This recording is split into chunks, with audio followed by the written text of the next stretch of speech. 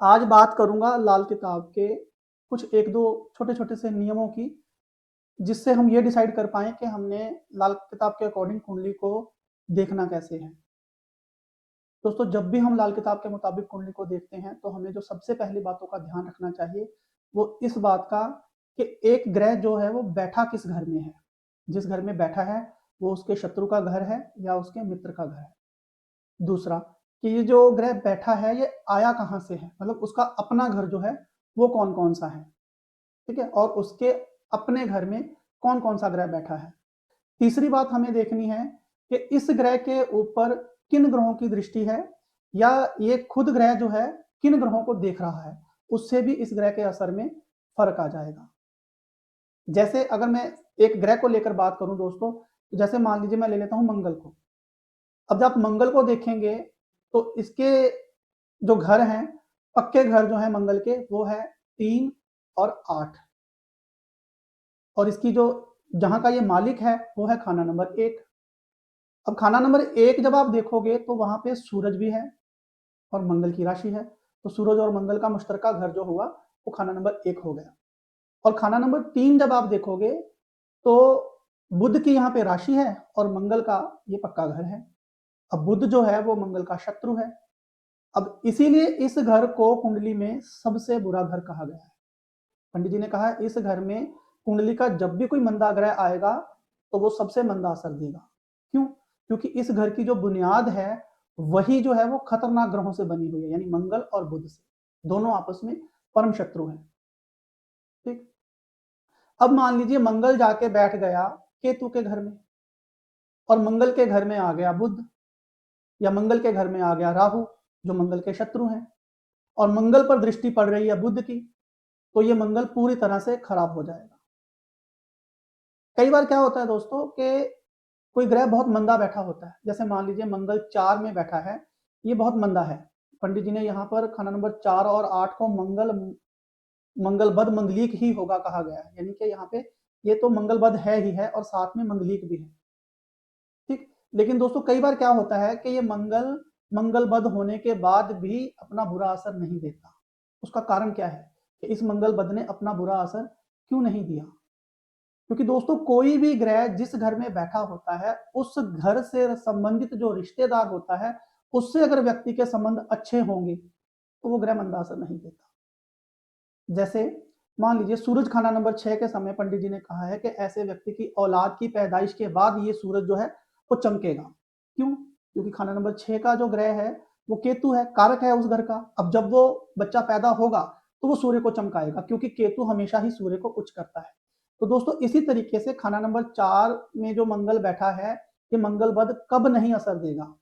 जब ऐसे व्यक्ति के अपनी माँ के साथ, अपनी दादी के साथ रिलेशन जो है बहुत अच्छे होंगे, या ऐसा व्यक्ति जब चंद्र के स्वभाव वाला होगा, यानी हर वक्त उसके अंदर दया होगी, प्रेम होगा और सद्भावना होगी, इमोशंस होंगे, तो भी ये मंगल बद जो है मंगल बद का असर नहीं देगा।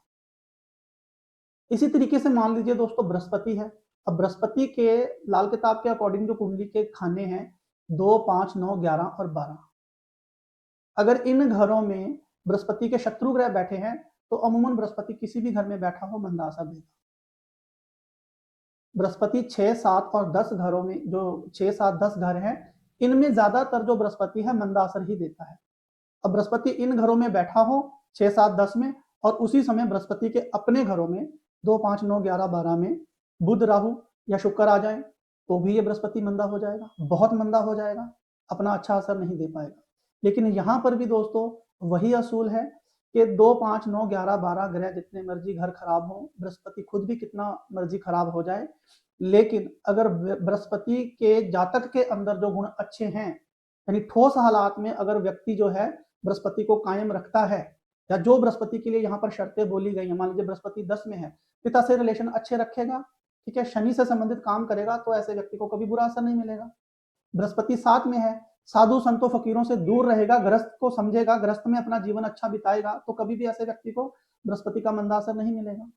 खाना नंबर 6 में बृहस्पति है, ऐसा व्यक्ति मुफ्तखोरी ना करे, हमेशा मांगने की आदत ना रखे, तो ये बृहस्पति उसे कभी मंदा असर नहीं देगा। बृहस्पति मंदा असर तभी देगा जब बृहस्पति के जातक जिनका बृहस्पति मंदा है 6, 7, 10 में या किसी भी और घर में बैठा है, उस घर से संबंधित अगर कोई भी व्यक्ति बुरा काम करेगा, मंदा काम करेगा, बृहस्पति की मंदी वस्तुओं से रिलेशन रखेगा, बृहस्पति की अच्छी वस्तुओं से रिलेशन अपने खराब रखेगा, तो ये बृहस्पति उसे ऑटोमेटिकली खराब असर देगा। ठीक है, यानी कि बृहस्पति के घर भी खराब हो रहे हो कुंडली में और खुद बृहस्पति भी खराब हो रहा हो, तो ये बृहस्पति डेफिनेटली मंदा असर देता है।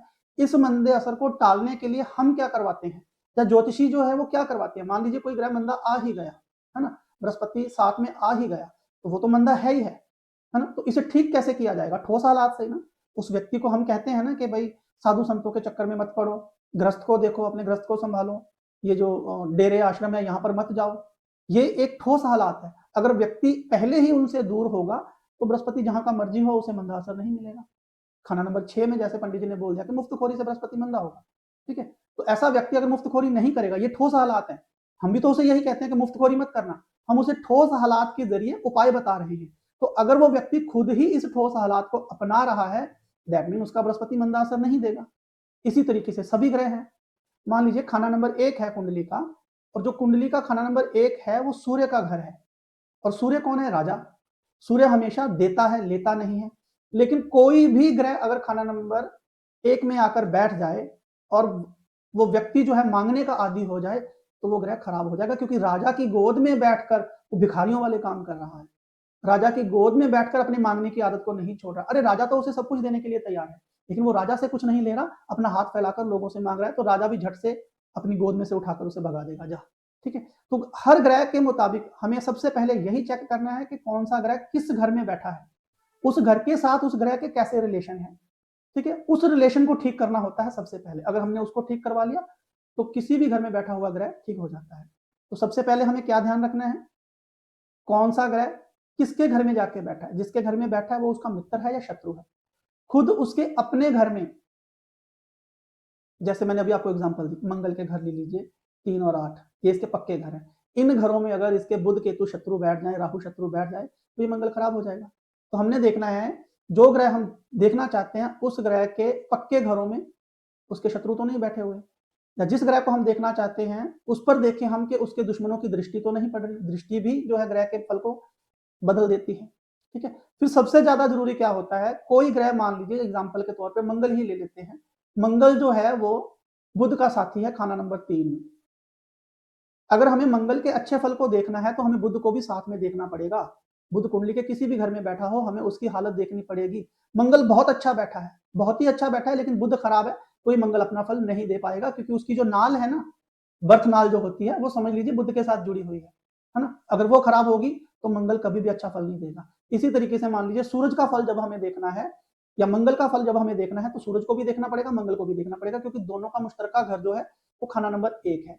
इसी तरीके से हमें जब शुक्र को देखना है तो हमें बुध को भी देखना पड़ेगा। जब हमें बुध को देखना है तो हमें शुक्र को भी देखना पड़ेगा, मंगल को भी देखना पड़ेगा, केतु को भी देखना पड़ेगा।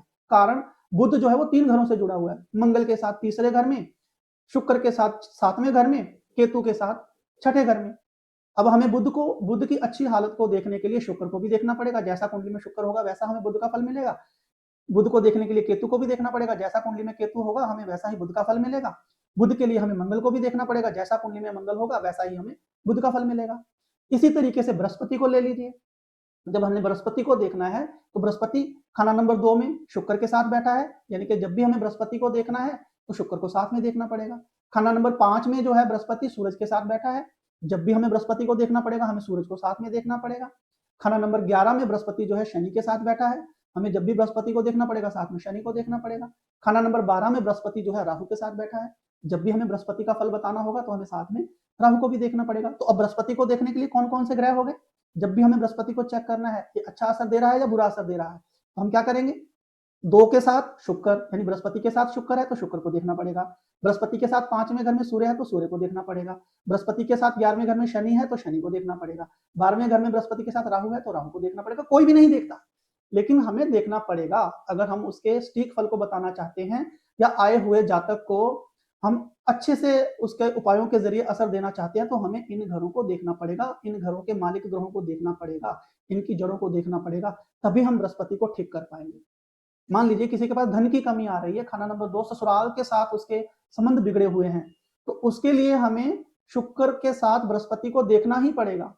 आप खाना नंबर 2 वाले ग्रह को तो देख लोगे, मान लीजिए खाना नंबर 2 में राहु आ गया, अब राहु तो आप देख रहे हो, राहु के उपाय भी करवा रहे हो, लेकिन साथ में आपको बृहस्पति और शुक्र को भी देखना पड़ेगा। अगर आप उनके उपाय नहीं करवाओगे तो ऊपर से मलहम जो है वो जितनी मर्जी लगाते जाओ, अंदर से जख्म नहीं सूखेंगे।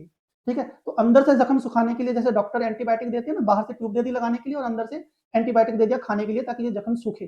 तो उसी तरीके से जब हम खाना नंबर 2 के लिए देख रहे हैं, उसमें आए हुए ग्रह को तो देख रहे हैं, उसका तो उपाय हम करवा देंगे, लेकिन साथ के साथ हमें बृहस्पति और शुक्र का उपाय भी करवाना पड़ेगा, जिससे उसके धन की हालात सुधरेंगे और उसके ससुराल के साथ जो संबंध है वो अच्छे रहेंगे। तो दोस्तों आज की वीडियो में इतना ही। अगर आपको वीडियो इंफॉर्मेटिव लगी हो तो आपके अपने चैनल सिर्फ लाल किताब को सब्सक्राइब जरूर कीजिए, लाइक कीजिए, शेयर कीजिए,